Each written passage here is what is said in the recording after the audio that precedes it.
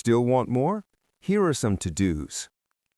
Many people may not be satisfied with my 10 steps. They see them more as philosophies than actions.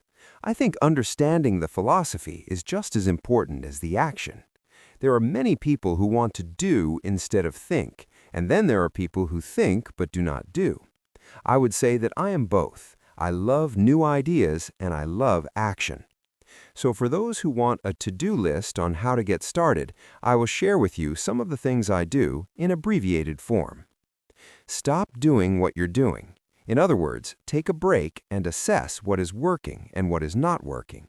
The definition of insanity is doing the same thing over and over and expecting a different result. Stop doing what is not working and look for something new. Look for new ideas. For new investing ideas, I go to bookstores and search for books on different and unique subjects. I call them formulas. I buy how-to books on formulas I know nothing about. For example, in the bookstore, I found the book The 16% Solution by Joel Moskowitz. I bought the book and read it, and the next Thursday I did exactly as the book said. Most people do not take action, or they let someone talk them out of whatever new formula they are studying. My neighbor told me why 16% would not work. I did not listen to him because he's never done it. Find someone who has done what you want to do. Take them to lunch and ask them for tips and tricks of the trade. As for 16% tax lien certificates, I went to the county tax office and found the government employee who worked in that office. I found out that she too invested in the tax liens. Immediately, I invited her to lunch. She was thrilled to tell me everything she knew and how to do it. After lunch, she spent all afternoon showing me everything. By the next day, I found 2 great properties with her help that have been accruing interest at 16% ever since. It took a day to read the book, a day to take action, an hour for lunch, and a day to acquire 2 great deals. Take classes, read, and attend seminars. I search newspapers and the internet for new and interesting classes, many of which are free or inexpensive. I also attend and pay for expensive seminars on what I want to learn. I am wealthy and free from needing a job simply because of the courses I took. I have friends who did not take those classes who told me I was wasting my money, and yet they're still at the same job. Make lots of offers. When I want a piece of real estate, I look at many properties and generally write an offer. If you don't know what the right offer is, neither do I. That is the job of the real estate agent. They make the offers. I do as little work as possible. A friend wanted me to show her how to buy apartment houses. So one Saturday, she, her agent, and I went and looked at 6 apartment houses. 4 were dogs, but 2 were good. I said to write offers on all 6, offering half of what the owners asked for. She and the agent nearly had heart attacks. They thought it was rude and would offend the sellers, but I really don't think the agent wanted to work that hard. So they did nothing and went on looking for a better deal. No offers were ever made, and that person is still looking for the right deal at the right price. Well, you don't know what the right price is until you have a second party who wants to deal. Most sellers ask too much. It is rare that a seller asks a price that is less than something is worth. Moral of the story? Make offers.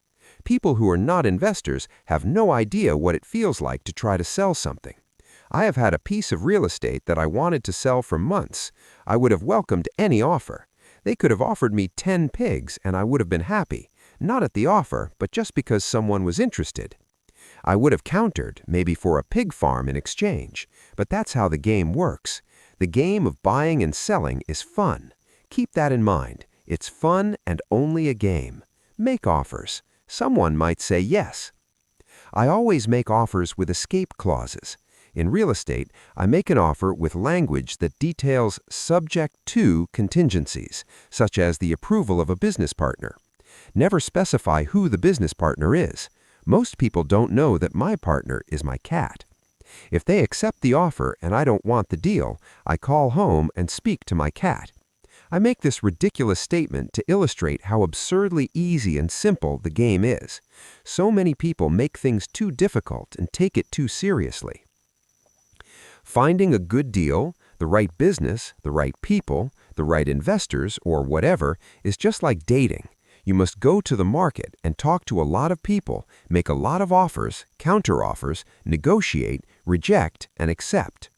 I know single people who sit at home and wait for the phone to ring, but it's better to go to the market, even if it's only the supermarket.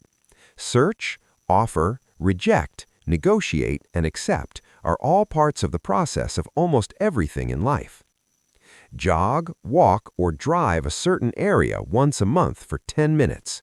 I have found my best real estate investments doing this. I will jog a certain neighborhood for a year and look for change. For there to be profit in a deal, there must be two elements, a bargain and change. There are lots of bargains, but it's change that turns a bargain into a profitable opportunity. So when I jog a neighborhood I might like to invest in. It is the repetition that causes me to notice slight differences. I notice real estate signs that are up for a long time. That means the seller might be more agreeable to deal. I watch for moving trucks going in or out. I stop and talk to the drivers. I talk to the postal carriers. It's amazing how much information they acquire about an area. I find a bad area, especially an area that the news has scared everyone away from. I drive it for sometimes a year, waiting for signs of something changing for the better. I talk to retailers, especially new ones, and find out why they're moving in. It takes only a few minutes a month, and I do it while doing something else, like exercising or going to and from the store. Shop for bargains in all markets. Consumers will always be poor. When the supermarket has a sale, say on toilet paper, the consumer runs in and stocks up, but when the housing or stock market have a sale, most often called a crash or correction, the same consumer often runs away from it. When the supermarket raises its prices, the consumer shops somewhere else, but when housing or stock market raise their prices, the same consumer often rushes in and starts buying. Always remember, profits are made in the buying, not in the selling. Look in the right places. A neighbor bought a condominium for $100,000.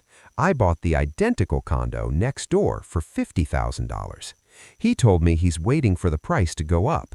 I told him that profit is made when you buy, not when you sell. He shopped with a real estate broker who owns no property of her own. I shopped at the foreclosure auction. I paid $500 for a class on how to do this. My neighbor thought that the $500 for a real estate investment class was too expensive. He said he couldn't afford the money or the time, so he waits for the price to go up. Find someone who has done what you want to do. Take them to lunch and ask them for tips and tricks of the trade.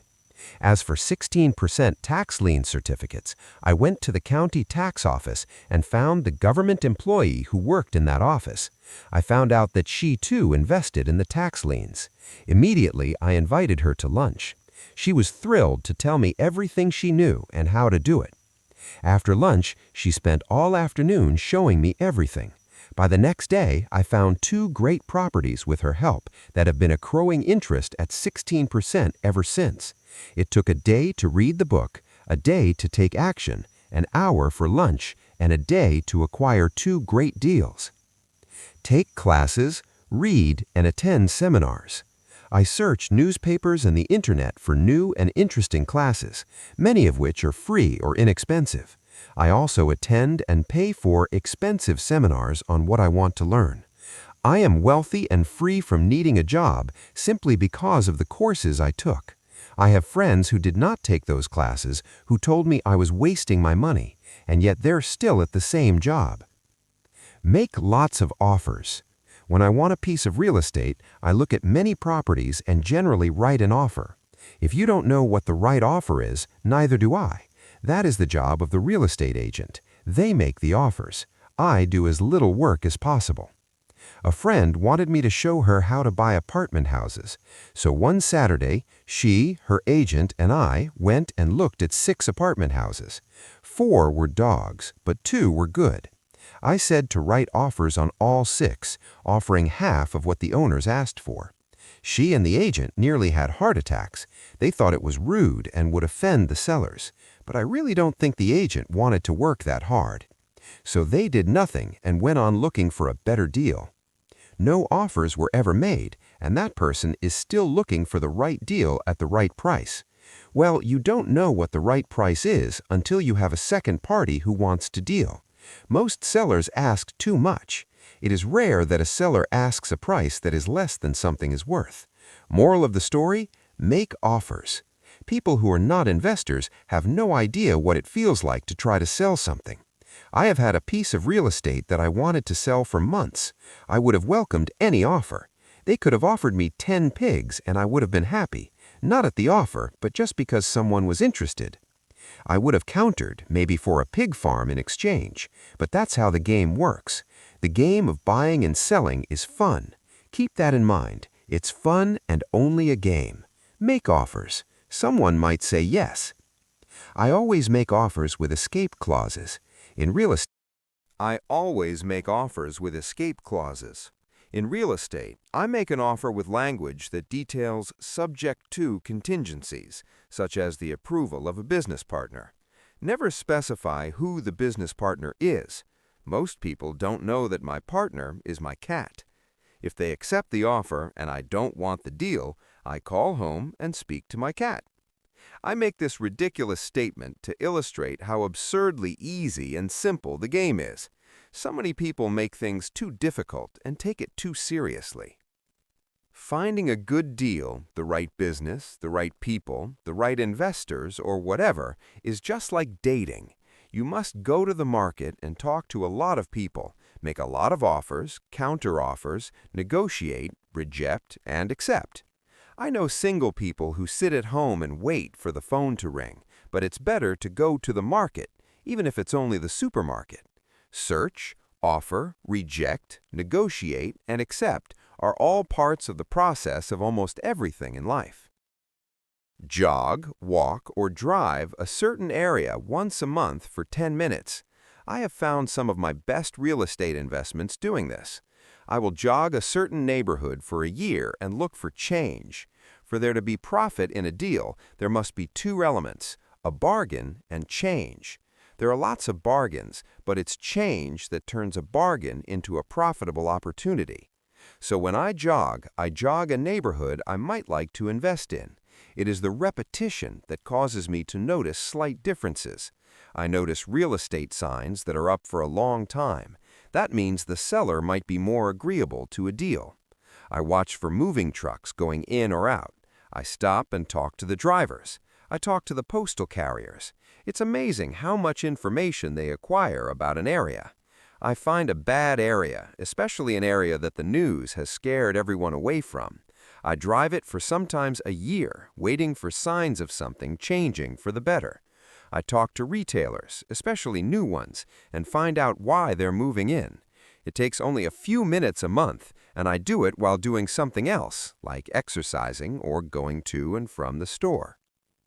Shop for bargains in all markets. Consumers will always be poor. When the supermarket has a sale, say on toilet paper, the consumer runs in and stocks up. But when the housing or stock market have a sale, most often called a crash or correction, the same consumer often runs away from it. When the supermarket raises its prices, the consumer shops somewhere else. But when housing or stock market raise their prices, the same consumer often rushes in and starts buying. Always remember, profits are made in the buying, not in the selling. Look in the right places. A neighbor bought a condominium for $100,000.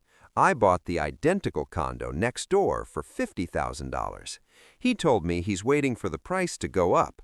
I told him that profit is made when you buy, not when you sell. He shopped with a real estate broker who owns no property of her own. I shopped at the foreclosure auction. I paid $500 for a class on how to do this. My neighbor thought that the $500 for a real estate investment class was too expensive. He said he could not afford the money or the time, so he waits for the price to go up. Look for people who want to buy first, then look for someone who wants to sell. A friend was looking for a certain piece of land. He had the money but did not have the time. I found a large piece of land, larger than what my friend wanted to buy, tied it up with an option, called my friend, and he said he wanted a piece of it. So I sold the piece to him and then bought the land. I kept the remaining land as mine for free. Moral of the story?